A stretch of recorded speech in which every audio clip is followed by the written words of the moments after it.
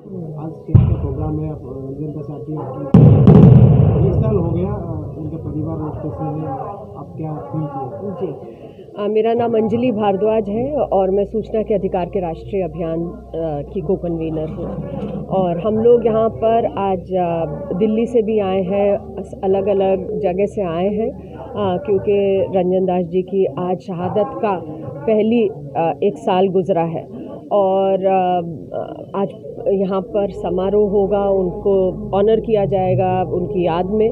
और रंजन दास जी अपने लिए नहीं लड़ रहे थे, वो समाज में जो भी गलत काम हो रहे हैं, भ्रष्टाचार हो रहा है, उसके खिलाफ लड़ रहे थे। वो एक सामाजिक लड़ाई लड़ रहे थे। तो हम तो ये कहेंगे कि वो एक तरह से फ्रीडम फाइटर थे, क्योंकि वो लोगों की फ्रीडम्स के लिए लड़ रहे थे।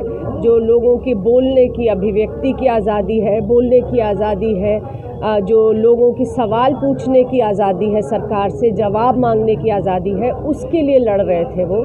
और अपनी इस लड़ाई में जहाँ पर वो सवाल उठा रहे थे, जब लोगों का राशन चोरी कर लिया जाता है, ग्रेजिंग लैंड्स को कॉमन लैंड्स के ऊपर कब्जा किया जाता है, और आवास योजना जो प्रधानमंत्री आवास योजना है उसमें जो भ्रष्टाचार है, उन सब मुद्दों के ऊपर रंजन दास जी आवाज़ उठाते रहे, लगातार सवाल पूछते रहे, सरकार से सूचना के अधिकार का इस्तेमाल करते हुए, और सरकार को जवाबदेह बनाते रहे। लोकायुक्त में उन्होंने खूब सारी शिकायतें भी डाली और यही कारण है कि उन्हें अपनी जान खोनी पड़ी। और हमारी मांग यही है, आज हम मिले भी हैं परिवार से, और परिवार तो बहुत दुख में है और ये बिल्कुल समझ में आती है बात, उनसे बॉस तो किसी का भी नहीं हुआ, लेकिन बहुत ज़रूरी है कि न्याय मिले, क्योंकि ऐसे केसेस में ज़्यादातर यही कह दिया जाता है, जब किसी की हत्या की जाती है तो ये कह दिया जाता है कि एक्सीडेंट हो गया, कह दिया जाता है कि आपसी कहीं दुश्मनी थी तो उसके कारण उन्हें मार दिया गया। पर जो असली कारण होता है, जो भ्रष्टाचार कर रहे होते हैं और जो हत्या करते हैं, उनके ऊपर कार्रवाई नहीं होती है। तो बहुत ज़रूरी है कि एक टाइम बाउंड तरीके में फेयर इन्वेस्टिगेशन हो, जांच हो और कार्रवाई हो, और जो भी दोषी हैं उन्हें दंड मिले। मैडम, उनके जो एमएलए है उनका नाम भी आया, वो जो उनका पिताजी ने रंजन दास को चिट्ठी लेकर सीबीआई को लेकर, इसी बारे में आप क्या बताएं? देखिए, जब भ्रष्टाचार होता है तो अलग अलग लोग उसके अंदर शामिल होते हैं, क्योंकि भ्रष्टाचार हमारे देश में केवल एक अकेले या दो लोग इंसान नहीं करते हैं, वो तो सिस्टम के अंदर मिलके, कहीं पर इलेक्टेड रिप्रेजेंटेटिव होंगे, कहीं पर अधिकारी होते हैं, वो सब मिलकर करते हैं। तो बहुत ज़रूरी है कि जो भी भ्रष्टाचार में भागी पाया जाए उसके खिलाफ एक्शन हो, चाहे वो एमएलए हो, चाहे वो कोई अधिकारी हो, और उनकी जो हत्या हुई है उसमें बहुत केयरफुली इन्वेस्टिगेशन करी जाए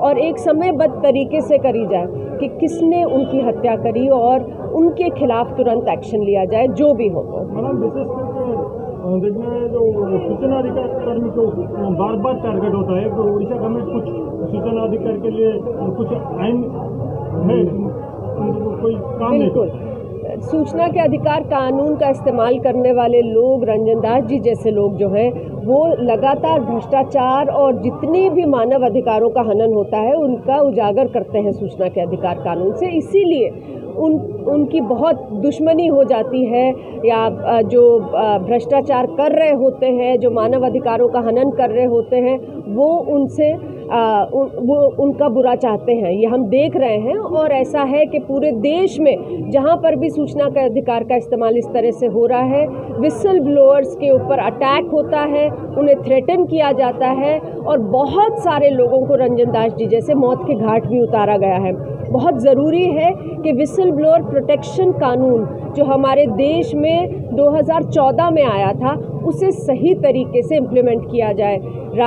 ये कानून राष्ट्रीय स्तर पे आया था, अभी तक उसके रूल्स नहीं बने हैं। बहुत इम्पॉर्टेंट है कि सेंट्रल गवर्नमेंट रूल्स बनाए, जिससे कि रंजन दास जी जैसे लोगों के लिए प्रोटेक्शन हो सके, उन्हें कुछ सुरक्षा मिल सके। उस कानून में लिखा गया है कि किस तरह से पुलिस को प्रोटेक्शन देनी है ऐसे लोगों को, और रंजन दास जी ने प्रोटेक्शन मांगी थी। तो ये कहीं पर पूरी तरह से स्टेट का फेलियर है कि जो लोग सरकार सही से चले, भ्रष्टाचार ना हो, उसके लिए काम करते हैं, आवाज़ उठाते हैं, उनकी सुरक्षा करने में सरकारें जो हैं वो पूरी तरह से नाकामयाब हुई हैं। स्टेट गवर्नमेंट भी एक्ट कर सकता है। उन्होंने स्टेट गवर्नमेंट की पुलिस को आफ्टर ऑल शिकायतें करी थी, बताया था कि उनके ऊपर अटैक होने के चांसेस और थ्रेट्स हैं, तो काम होना चाहिए था। तो मेरा नाम अमृता जौहरी है और मैं national campaign for people's right to information NCPRI से जुड़ी हुई हूँ। और आज हम सब लोग उड़ीसा इसीलिए ही आए हैं क्योंकि आज 1 साल बीत गया है रंजन दास जी की जो हत्या की गई उसको। और अगर हम देखें कि जितने भी ऐसे लोग हैं जो कि भ्रष्टाचार उजागर करते हैं या फिर कहीं ना कहीं अपनी आवाज़ उठाते हैं गलत काम के खिलाफ, उनको धमकियाँ मिलती हैं, उनके ऊपर एक ट्रेंड बने रहता है। और अनफॉर्चुनेटली कई बार हम ये भी देखते हैं कि उनकी किस प्रकार से हत्या की जाती है।